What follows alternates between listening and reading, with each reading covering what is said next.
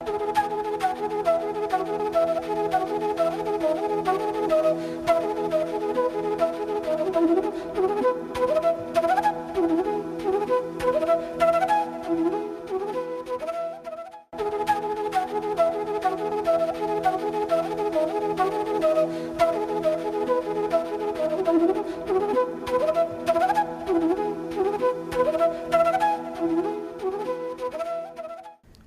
afternoon. Welcome to EduCert Network. Friend, as you know, we are having a discussion on media laws, and we have organized a number of lectures on this very issue. And in a series of the lecture on media ethics and laws, media laws, we have today the last lecture, and today we will discuss about the defamation in detail. And for discussion on this very topic, we have in a studio Dr. Anand Pradhan. He is a well-known political commentator and a journalist, and presently teaches at Indian Institute of Mass Communication, New Delhi. So on your behalf, I welcome Dr. Pradhan for a research lecture on the topic defamation. Welcome you, sir. Thank you very much, Amrinji, and very warm good afternoon to all my viewers and listeners, including faculty members and students and common viewers who are watching us. As you all are already know that we are discussing media laws and laws related to media which deals directly or indirectly with media. Today we are going to discuss a very interesting topic which is about defamation. As you all know, many of you may be aware that defamation is not only related to media or press, but it is also commonly we all are concerned about defamation issues. But here I will focus more about journalism and particularly news media. What are the lessons for journalists and particularly the news media when we are publishing some reports or stories about different people? So what are the precautions one should take? For that, we must understand what is defamation law. And before that, I would start with what is defamation per se, what we understand by defamation.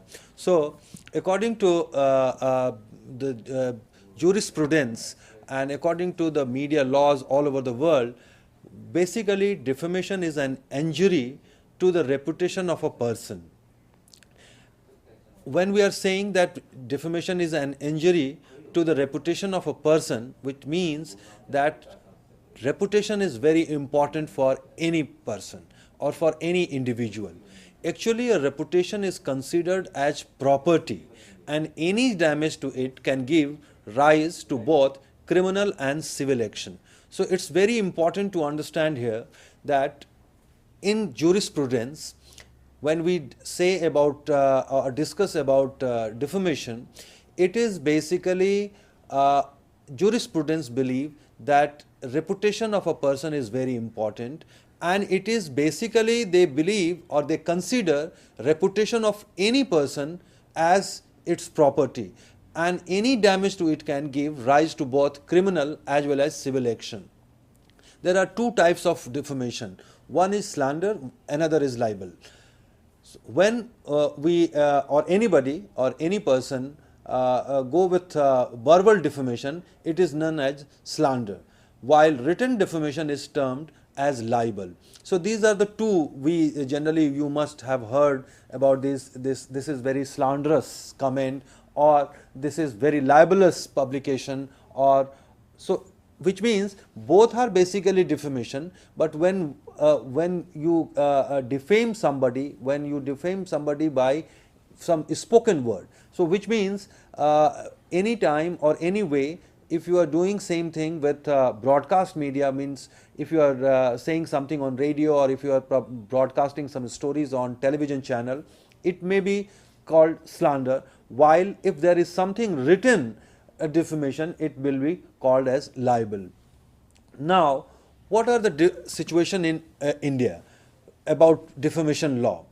The most important and very interesting thing is there is no separate law of defamation in India. There is no separate law, and in fact in the last 30-40 years two or three times there were efforts by government to bring a separate defamation law, particularly during the mid-80s, when the then Prime Minister Rajiv Gandhi tried to bring a defamation law, but it was protested by, particularly from the media and news media and journalists, and it was withdrawn, despite the fact that government has a very brute majority in the parliament, but it was withdrawn. And it was withdrawn because at that time it was discussed and debated that freedom of the press is more important than any defamation law. And at that time it was believed that government is bringing that defamation law to curb the freedom of the press. So, but the situation is in India that there is no separate law of defamation in India. Basically, it is defined by the section 499 of IPC, that is Indian Penal Code. Under this section, defamation is treated as a criminal offence. So under this 499 of Indian Penal Code, it is basically treated as a criminal offence. The civil law related to defamation is not codified in our country.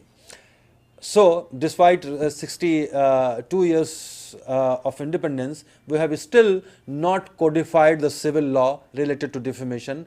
So, civil action against defamation is still based on English common law, subject to statutory exceptions, which means that there are in section 499, there are some around 10 exceptions available to the people or the journalist, which can be used even in civil suits. If any civil suits or any civil complaint is filed, that is also covered by the statutory exceptions. The aggrieved person can bring a civil suit and can also make a complaint before a criminal court at the same time. So it is not that if any aggrieved person is filing a complaint of defamation, he or she can file a complaint simultaneously, a civil complaint as well as a criminal complaint in courts, and both can be heard by the courts. What is the definition of defamation?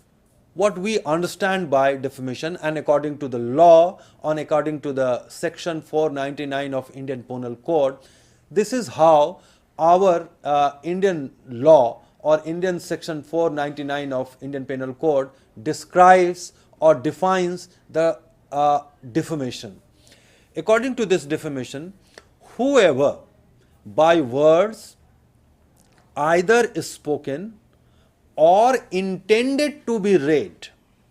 So which means whoever by words either spoken or intended to be read, or by signs or by visibly representation, makes or publishes. Here two words we must understand. Words either spoken or intended to be read, or by sign or by visible representation, makes, which means someone is making that, or publishes any imputation concerning any person intending to harm the reputation of such person, is said, except in the cases hereinafter, accepted to defame that person. So with some exception, if you do by either by word spoken or intended to be read, or by any sign or visible representation, either you are making or publishing any imputation which any person may think that it is going to harm their reputation, they can file defamation against you. So which means that you have to be very careful about defamation, and particularly who are going in journalism field, they must understand the meaning of defamation. So imputation means an accusation. Here in the law, every word has a special meaning. So when we say imputation, imputation means an accusation against a person, and implies an allegation of facts and not merely a term of abuse or insult. Which means, if suppose if you are imputing someone and it is not just it is just a abuse or insult to someone, it is not defamation. Defamation must be some allegation of facts. It should be related to facts. Someone is saying something related to facts about you as a person, and it should not be some abusing or some insulting words or some insult or some abuse to you, but it must be some allegation of facts. Only then it can be termed as imputation, which may harm your reputation. Now, what constitutes defamation? And according to the various Supreme Court judgments and different courts' judgment, here if we would like to discuss what constitutes defamation. So, here are the main ingredients of defamation. Making or publishing any imputation concerning any person. So, the first important ingredient or element of any defamation is making or publishing any imputation concerning any person. Which means, if you are not making or publishing, and we will discuss it about later, any imputation, which means if it is between two people and it is not known to third party, it may not be defamation. So, making or publishing any imputation concerning any person will be called defamation. Such imputation must have been made by A. words either spoken or intended to be read, or B. signs, or C. visible representation. So, either through words spoken or intended to be read, or by sign, any kind of sign you may through which means cartoon can also be part of or any other sign or any other picture can be also treated as a defamatory ones. So, any sign or visible representation can also be treated as a defamation. Such imputation must have been made with the intention of harming or with knowledge or reason to believe that it will harm the reputation of the person concerning whom it is made. So, there must be intention of harming or with knowledge or reason to believe that if there is enough reason even to believe that it will harm the reputation of that person, then it will be treated as a defamation. In order to constitute the offence of defamation, it is not necessary that an injury to the reputation of the complainant must have been actually caused. So it means, in a simple word, in order to constitute the offence of defamation, it is not necessary that an injury to the reputation of the complainant must have been actually caused. If it is even intended to cause, then it will be treated as a defamation. So, it is enough if the offending statement is made with the intention of harming the reputation of the complainant. So, if there is only intention, even if intention is there, then it will be treated as a defamation. Or with knowledge or reason to believe that it will harm. So, even if it is really or actually have not caused defamation or harmed the reputation of that person, if there is even sufficient knowledge or reason to believe that it will harm his or her reputation, then it will be treated as a defamation. So, remember, once an imputation is proved to be defamatory, it is the accused to show that he or she is protected by any of the exception to section 499. So, in case if someone has filed a complaint against you for defaming that person, then in case, and if court accepts that, in that case, as a accused, you have to prove that you have not defamed that person, or you are protected by the exception available to the defamation law or defamation under the IPC 499. So in IPC 499 there are 10 exceptions available which can be used as a protection for saying something or speaking something or writing something. So you have to prove, but now the burden of proof is on you as a accused, that you have to prove that you are protected by any of the exception of section 499. Now, as defamation law clearly mentions that any person or a person, but which does not mean that only an individual can file a complaint or can or only an individual's reputation can be harmed.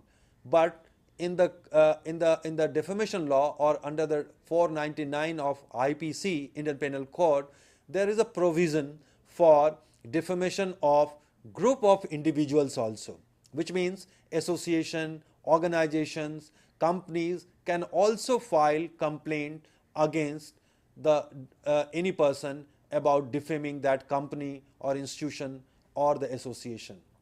So the section 499 refers only person, but explanation 2 of that section provides that it may amount to defamation to make an imputation concerning a company or an association or collection of persons as such.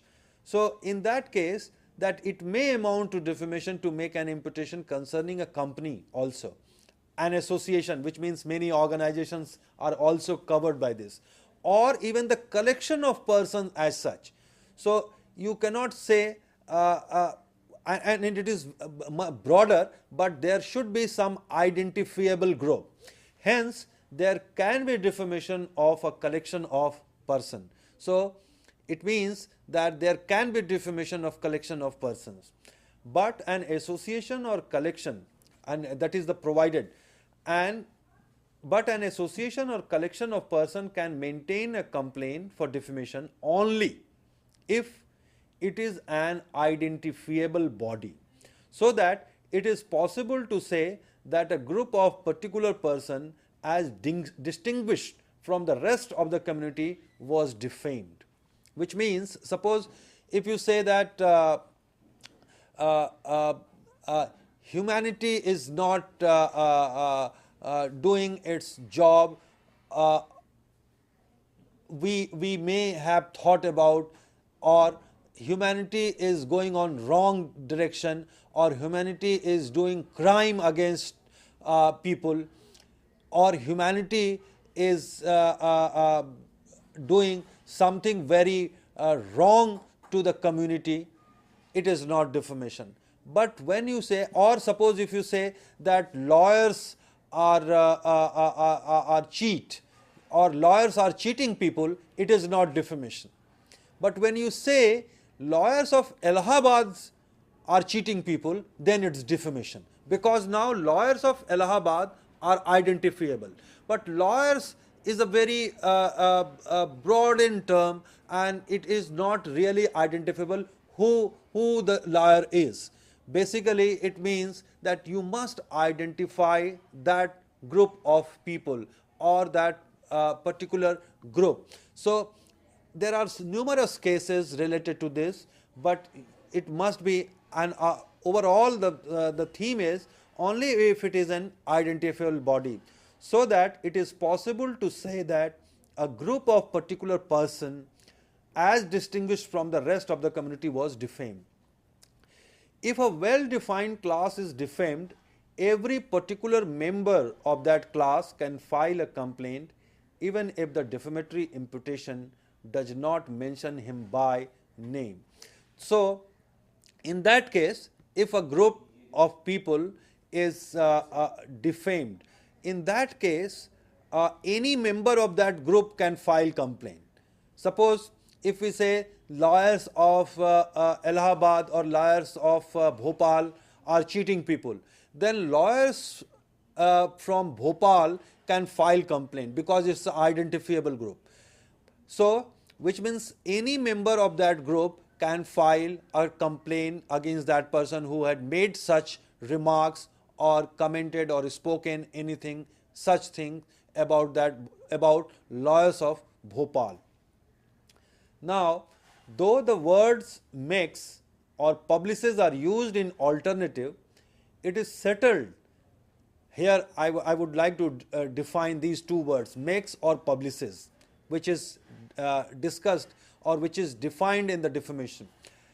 Though the words makes or publishes are used in the alternative, it is settled that publication to a third party is an essential condition of liability under the criminal law as under the civil law, which means anything you have under the defamation law, anything which is made or published or which is must be publication to or made to the third party, it is essential condition for liability under the criminal law as well as under the civil law. It means there would be no defamation under section 499 if the defamatory matter is kept in the custody of maker, is communicated only to the person defamed. Suppose if you have written something and it is defamatory and it is communicated to that person only and it is kept in your custody, which means no third party or no third person is aware of that allegation or imputation, it is not defamation. Only a third party, when only a third party came to know about that imputation, only then it will constitute defamation. So, it is clear with this description that there would be no defamation under section 499 if the defamatory matter is kept in the custody of maker, is communicated only to the person defamed. But once it is published, not only the publisher but also the maker would be liable, and that is how the printer of a newspaper also becomes liable. So once it is published, any remark or defamatory remark is published, in that case even the publisher would be responsible, publisher, printer, both would be responsible for defamatory remarks. Not only that, even the republication of matter already published by somebody else is also publication under this section, which means, I would like to elaborate this. Suppose if a defamatory remark about someone is published by a newspaper and then second newspaper or newspaper B publishes the same remark, defamatory remark, it cannot say that whatever published by my newspaper or published by the newspaper B is already published in newspaper A. It cannot protect you from defamation. If a defamatory remark is published even by a newspaper A and it again published by newspaper B, even then it will constitute defamation, which means republication or the plea of republication, only republication. Some of the newspapers have sometimes taken this plea that whatever we have published, it is already published or it is already in the public domain by some newspapers or television channels, or whatever we are publishing, it is already published by someone else. It will not protect you. It will be is still defamation. So republication of matter already published by somebody else is also publication under this section, and it will constitute defamation. Unless the imputation has been made public by the accused and the complainant's reputation has been brought down in the estimation of others by the accused, no action would lie against the accused. So, when we say defamation, it is important that imputation has been made by public, number one, by the accused. So, which means that it is not between two people. It must be made public, which means third party must be aware about it. Secondly, and the complainant's reputation has been brought down by the estimation of others. So, which means it is not only complainant, but others also feel about this accusation or allegation or imputation, that it has brought down the reputation of the complainant. Only then it will constitute defamation. Otherwise, there no action would lie against the accused. Scurrilous allegation or imputation contained in the notice exchange between the parties is not publication, which means between two parties, maybe a company or maybe a person or maybe any contractual person, if any scurrilous allegation or imputation is made between these two parties or exchange between these two parties, it will not constitute defamation, because it is not the publication of that imputation. So, it is important condition for any defamation that it must be published or made by either by spoken or by visible sign or by visible representation. Defamation and news media. Here I would like to explain something which all people or all journalists and the students of journalism must be aware of. In the matter of defamation, the position of a newspaper or news media is not in any way different from that of member of the public in general, and the responsibility is the same. So, in matters of defamation, there is no special privilege available or protection available to the journalist, except the exception available to the general public. So, in many judgments, courts have even stressed that journalists or the newspapers can be treated at par with common people or the general public. So, you must understand that there is no special privilege or protection available to the journalist. Of course, there are certain things available under section 499, which are the exception. There are 10 exceptions and 4 explanation to this section 499, which can be used by the journalist for their protection. But on a overall, there is no special mention of journalist in Defamation Act. The publisher of a newspaper is responsible for the defamatory matter published in such paper, whether he knew the contents of such paper or not. So, in case suppose something defamatory is published in a newspaper or magazine, no publisher or printer can refuse in the plea that they were not aware of what published in their newspaper. They will be liable for that defamatory remark. Also, the plea that the editor did not know the defamed person is of no consequence. So, suppose if editor says of a newspaper,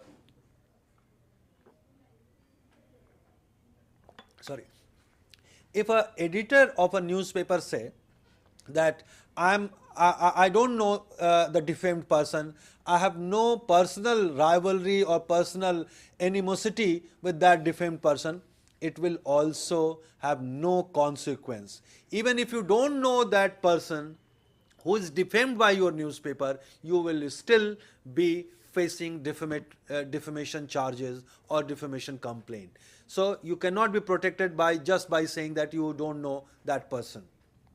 It not prove that you are innocent or you are not doing this with any ill will. But there are many exceptions to defamation law available to the journalist, and it can be used by journalists if you are aware of those exceptions, and I will discuss in detail about these exceptions. What are the exceptions available to this defamation law?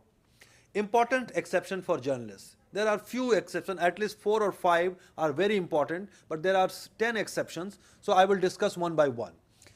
The first exception to this defamation law or the section 499 is, according to the section 499 itself, it is not defamation to impute anything which is true concerning any person if it be for the public good, that the imputation should be made or published. So, it will not be treated as a defamation, any imputation. Any imputation will not be treated as a defamation if it is true of any person and also in the public good, which means there are 2 or 3 conditions. If you want to take refuse to this first exception, or if you want to take protection from this first exception, there should be some criteria.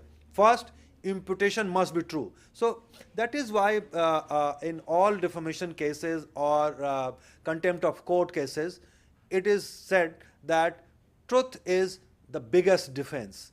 So which means if the imputation is true, you will be not accused or you will be saved by this exception. So you must, whatever you published in your newspaper, always try to verify those facts, always try to cross check those facts, because defamation is always related to allegations of facts. So imputation must be true. Number 2 condition is it is made for the public good, and I will define the public good. According to law, you cannot say that everything is public good. What is public good? What is public interest? What is good faith? The good faith word will also come. So what is good faith? I will define in those 3 words later on. Both ingredients are question of facts. Remember, imputation must be true. It should be factually true. And it is made for public good. It should also be proved by you that it is in the public interest, it is in the public good, and it should be factual.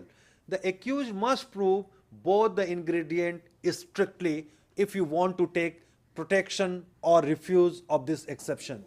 The plea that the offending allegations was true is known as the plea of justification. That is why whatever you have published in your newspaper is justified in the name of if it is true and if it is in the public good, only then you can be protected. The second exception, which is related to fair comment. As a journalist, you are free to comment. So what is the protection available to you? According to second exception of defamation law, it is not defamation to express in good faith any opinion regarding the conduct of a public servant in the discharge of his public functions or regarding his character, so far as his character appears in that conduct and no further. Which means if you are saying something, expressing something in good faith, and you are expressing that opinion in good faith regarding the conduct of a public servant in the discharge of his public function, regarding his character, even you can comment on his characters, but it must appear that its conduct has some kind of relationship with his public duty or his public responsibility and no further. Which means you cannot comment about his personal life. But even if you can comment about his personal life, if that personal life is directly affecting his public responsibility. So which means the defense under this second exception is defense of fair comment. It must be an opinion and not a statement of facts. So if anything, if you are saying about someone or public official or a public personality or public authority, it should be an opinion and not a statement of facts. Otherwise it will be covered by the First exception must be in good faith and public interest. Whatever you have commented or opinioned, it must be in good faith and public interest.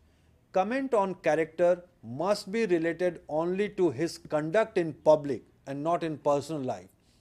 But even if you can comment on his personal life, if it is related to his public performance or if his public duty. The third exception is, it is not defamation to express in good faith any opinion regarding the conduct of any person, touching a public question and regarding his character, so far as his character appears in that conduct and no further. So while second exception was about public officials, here it is about any person who is not directly in the public office, but even that person, you can comment about that person, you can express your opinion about that person, even if that person is not a public official, a private person, but you can comment about that person, but it must be related to public question. It should be conduct of any person touching a public question, which means there must be some public interest or public good involved for that private person. And regarding his character, so far as his character appears in that conduct of anything which is related to public and no further. Opinion must relate to the conduct of a person touching a public question. So you can comment on even on a private person, but there must be some linkages with the issue related to some public issue or some important issues related on which public good or public interest is involved. The fourth exception, it is not defamation to publish a substantially true report of the proceedings of a court of justice or the result of any such proceedings.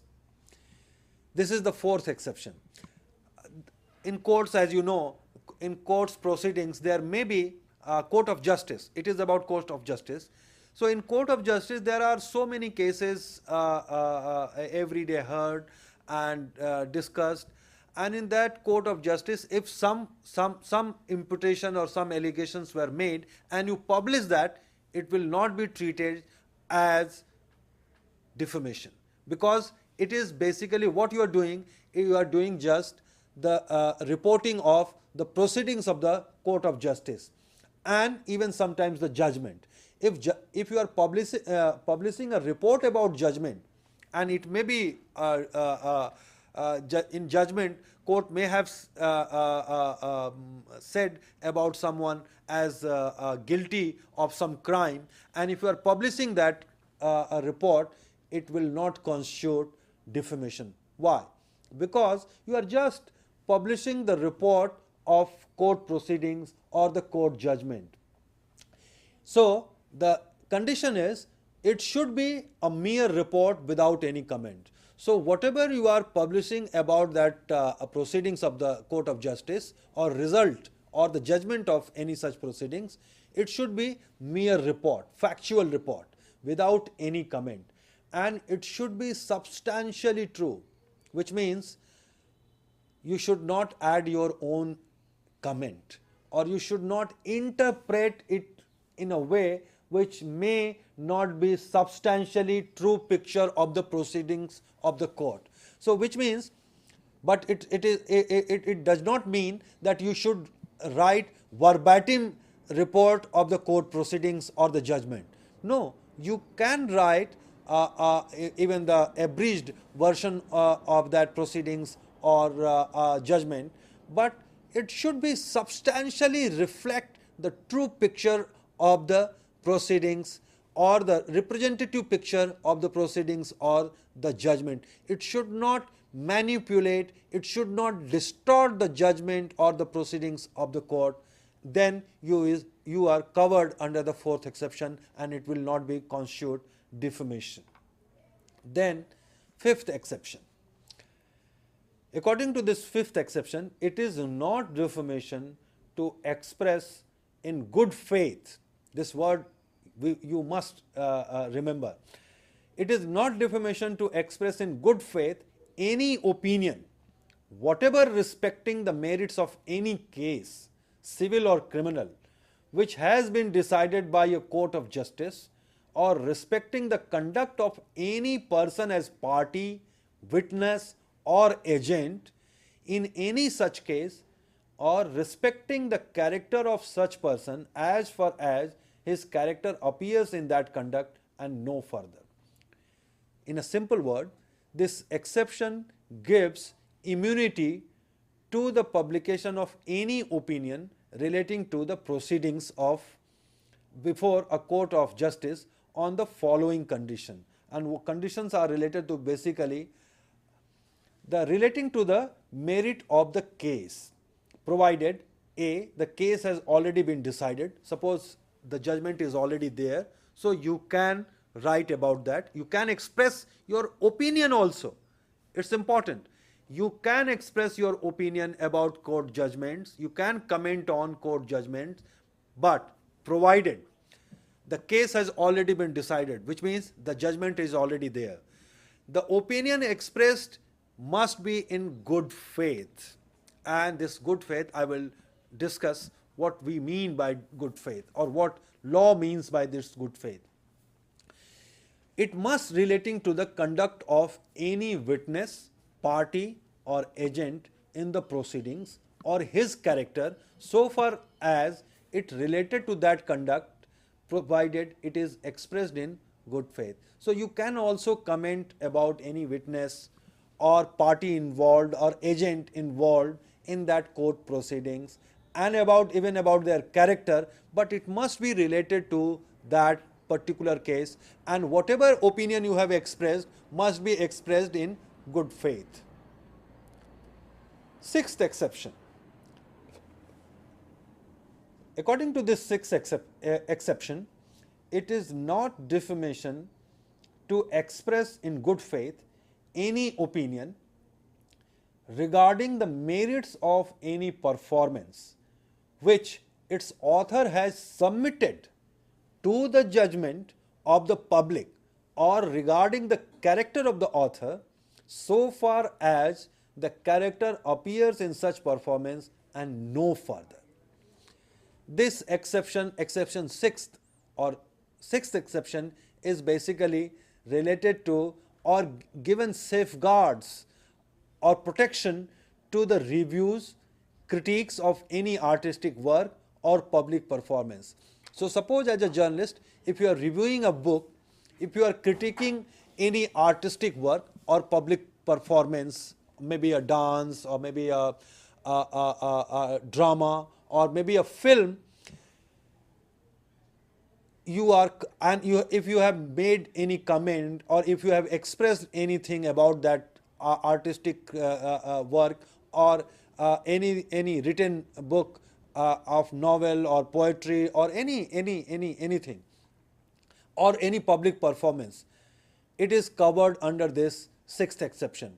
But there are two conditions.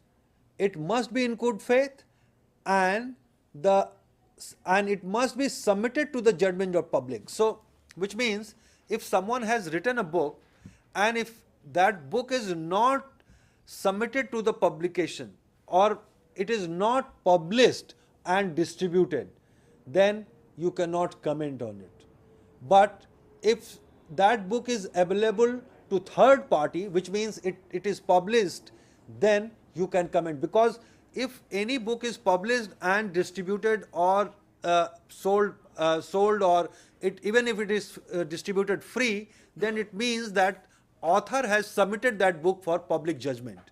Or anything which is performed in the on the stage. Suppose if you are performing drama or dance or any film is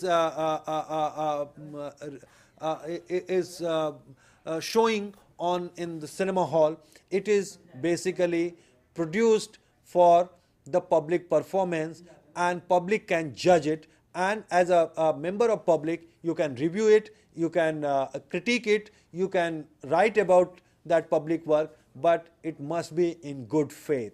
It must be in good faith, and the artistic work must have been submitted to the judgment of the public. Seventh exception. It is not directly related to the journalist, but I would like to read it. It is not defamation in a person having cover over another authority, either conferred by law or arising out of a lawful contract made with that other, to pass in good faith any censure on the conduct of that other in matters to which such lawful authority relates. So if someone, suppose in an office, your boss censors you or gives you a so-called notice, it will not be treated as a defamation, because that person has authority according to confirmed by the law, and he can do that, and he is doing that thing because of the good faith, or passed anything such thing has been passed in good faith, then it is not defamation. Eighth exception, or exception number 8. It is not defamation to prefer in good faith an accusation against any person to any of those who have lawful authority over that person with respect to the subject matter of accusation. And there are two aspects of this defense. The first one is the defamatory accusation was made in good faith and not the truth. So here it is very important to understand that defamatory accusation was made in good faith and it is not truthful. The person to whom the accusation was made by the accused had lawful authority, but there must be some lawful authority over the person defamed. Ninth exception.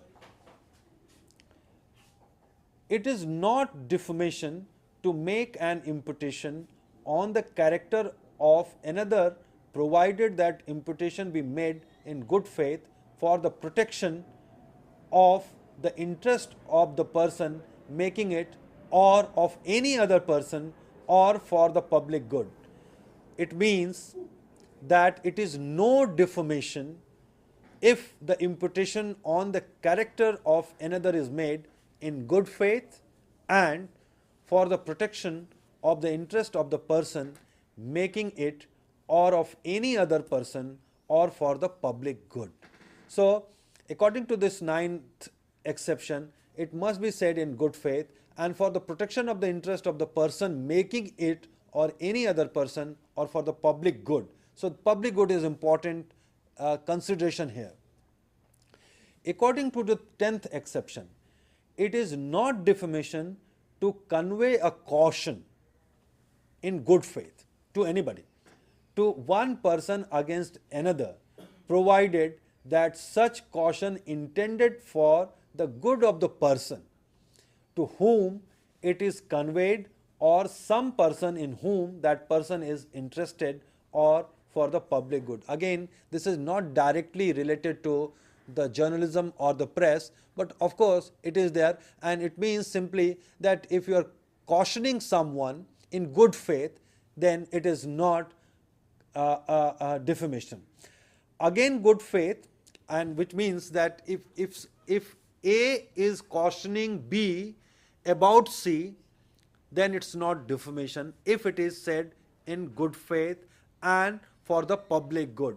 Again, good faith and good of the person and public good is important here.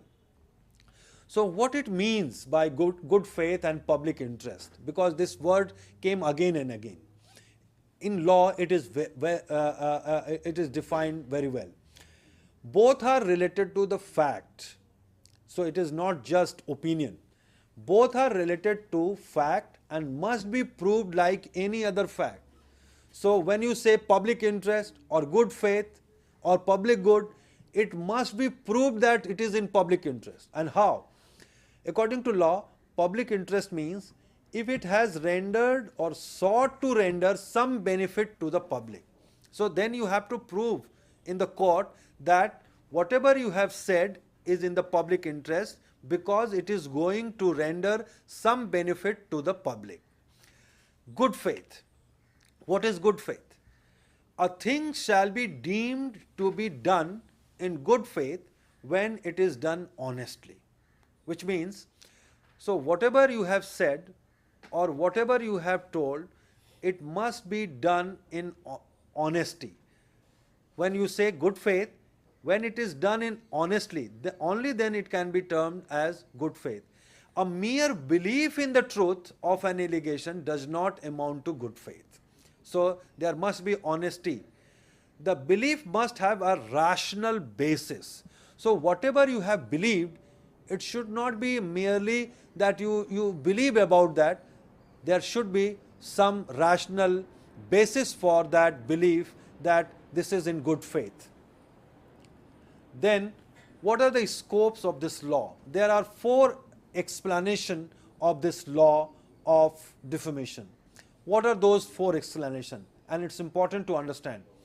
According to explanation 1, it may amount to defamation to impute anything to a dead person.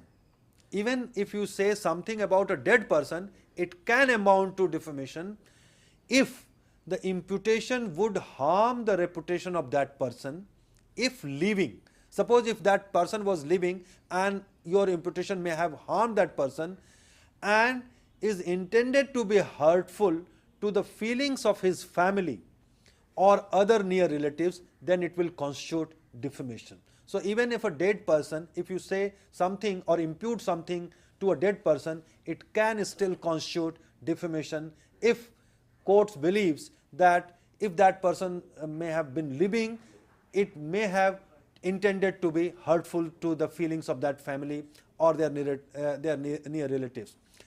Explanation 2.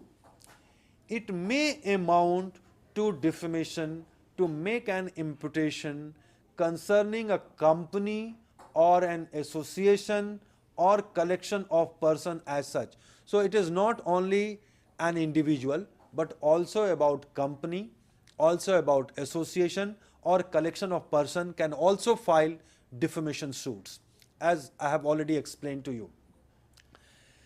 Explanation 3. An imputation is in the form of an alternative or expressed ironically may amount to defamation. So even innuendos can also constitute defamation. Even if it is not said directly, innuendo can constitute defamation. Explanation 4.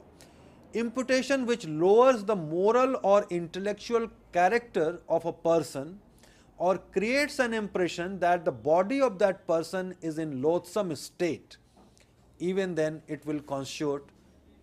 If you say something about some medical condition of that person, even if it is fact, it may constitute defamation. What are the journalistic defenses available to us?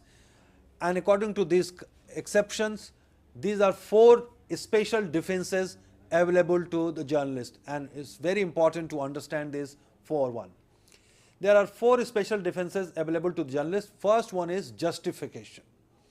So whatever you have published in your newspaper, you must justify that. And what are the grounds or what are the criteria for justification? First is truthfulness. Your reports must be truthful one, must be accurate, and secondly, in public good and in whatever you have expressed in good faith. So these 3 things must be there for justification of any report or justification for publication of any report. Second is fair comment. You can still say that whatever you have commented, it is basically a fair comment and it is commented in the public interest and fair on only a comment and not a statement of fact. Whatever you have said, it is just a statement, it is not a statement of fact, but it's a very fair comment. So you can take refuse of this fair comment also. Privilege. There are some privileges available to the journalists, but that those privileges are only related to the parliaments and courts and reporting of public meetings. Suppose if you are reporting about a public meeting, suppose there is a seminar or maybe a public meeting of any political party and some leader is making a statement, you can still publish those allegations or imputation, but be careful. Be careful because sometimes it may constitute defamation, but generally this privilege is available to the journalist that whatever and because sometimes what happens in public meeting, when you go to cover public meeting, what happens that a leader makes some imputation against another leader and you publish that, but sometimes leaders deny next day that they have not said anything like that. So you must have some kind of proof with you that that leader had already that leader had said something which constitutes defamation.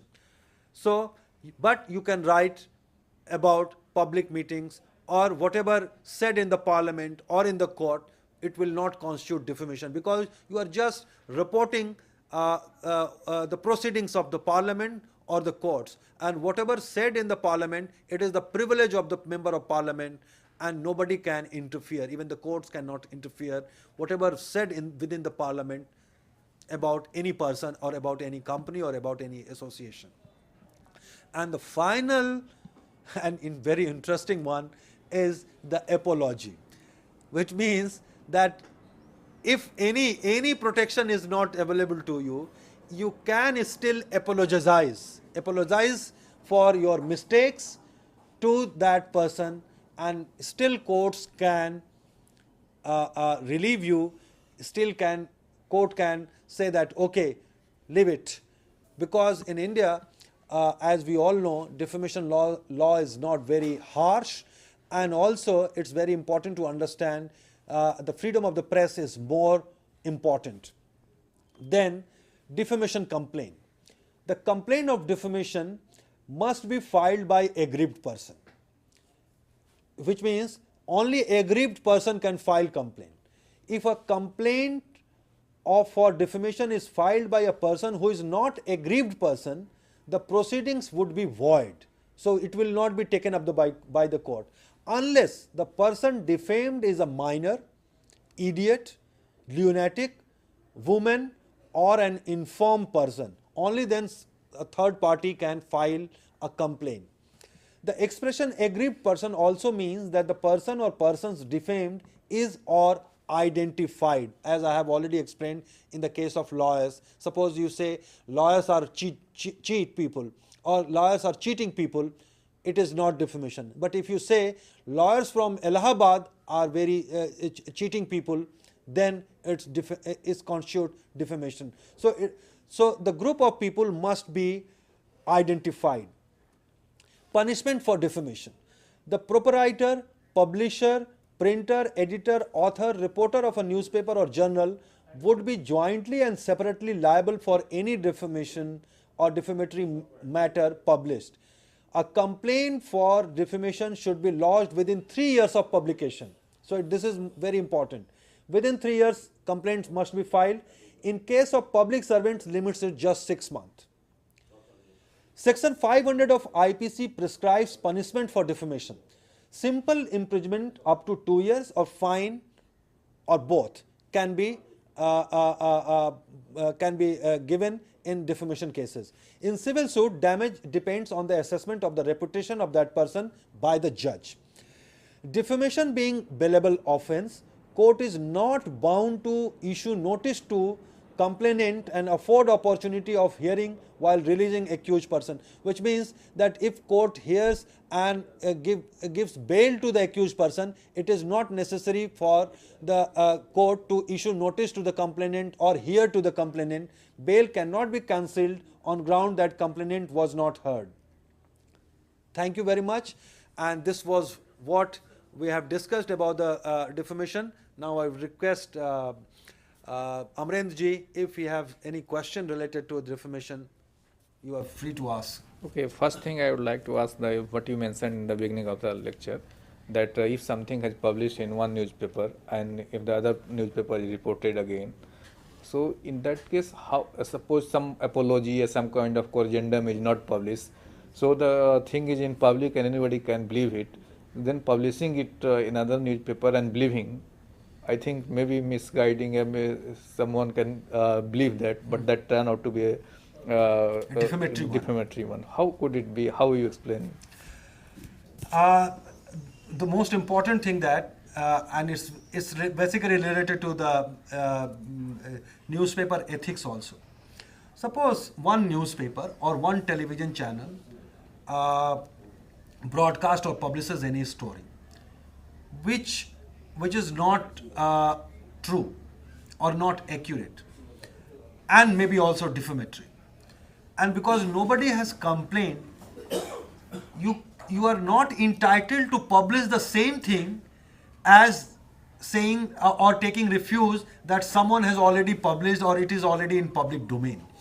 Because before publishing any imputation or anything which is in the nature of defamation, you must be very careful and take all precautions, and you must verify whether whatever that newspaper has published, before publishing in your newspaper, you must cross-check that. You must verify that.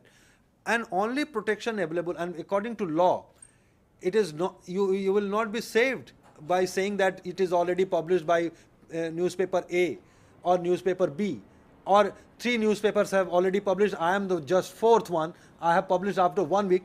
It will not save you. And best way is to, before publishing such things, be careful. If you think that this is a kind of imputation and it may harm reputation of any person, you must be very careful.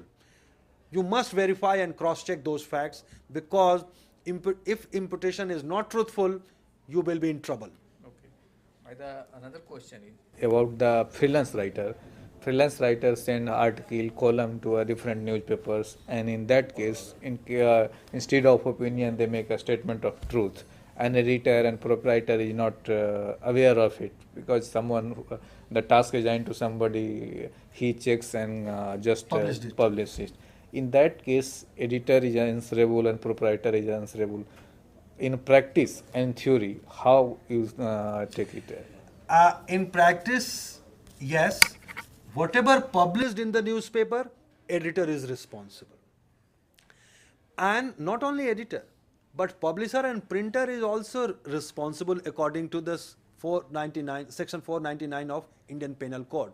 So even in the case of suppose freelance writer, any newspaper or editor of the newspaper or publisher or printer of that newspaper cannot be protected by just by saying that this is the comment of a freelancer.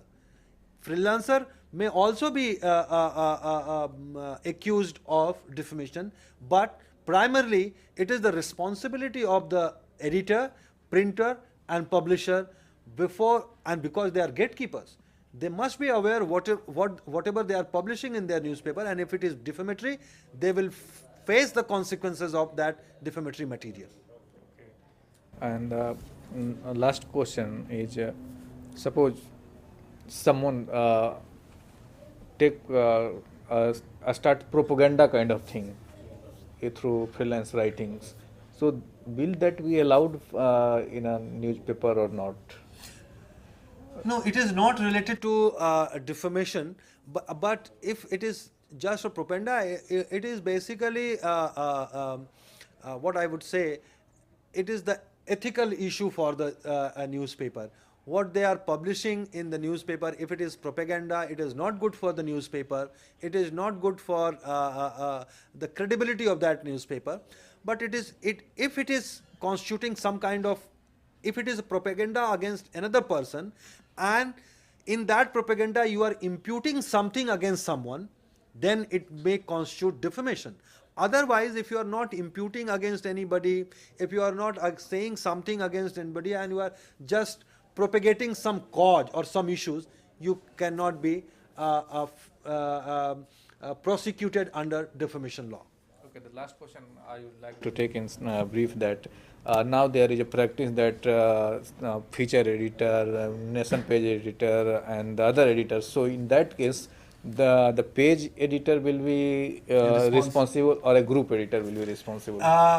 Here I would rather said, there may be many editors, like in Indian Express, they publish chief editor, name of in their print line, chief editor, executive editor, managing editor, resident editor. In that case, according to the PRB Act, Press and Books Registration Act, newspaper may nominate one person who will be the responsible for the publication and selection of the news items in the newspaper, and he will be liable for everything published in the newspaper. But even then, in that case, if they are liable for that, a complainant can file case against chief editor, and it will be the editor, ultimately the court, who will decide that whether defamation is constituted against chief editor or not. Okay. So, well, friend, it's a very meaningful discussion we have, and in fact, in this lecture also, and enlighten us what is the defamation, what amount to defamation, and different aspects, and it has been dealt very carefully and also with many examples. I think it must have benefited all of you. So I thank all of you for watching the lecture, and on your behalf I thank Dr. Anand Pradhan for giving such a wonderful and insightful lecture on defamation. Thank you very much.